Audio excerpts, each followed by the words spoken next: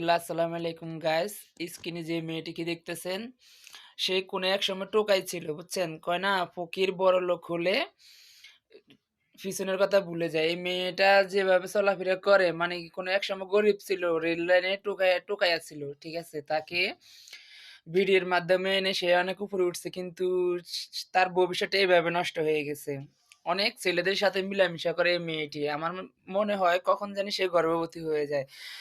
সে তাকে তার জন্য দোয়া করবেন সে জানি ভালো পথে ফিরে আসে। সে জানি আবার আগের পথে জানি ফিরে আসে, জানি তার তো তার বাপের নাম তো হইছে পাতা হিরণ। পাতা হিরণও এভাবে ছিল কিন্তু লাস্টে তার মৃত্যুর পথ বেছে নিয়েছে।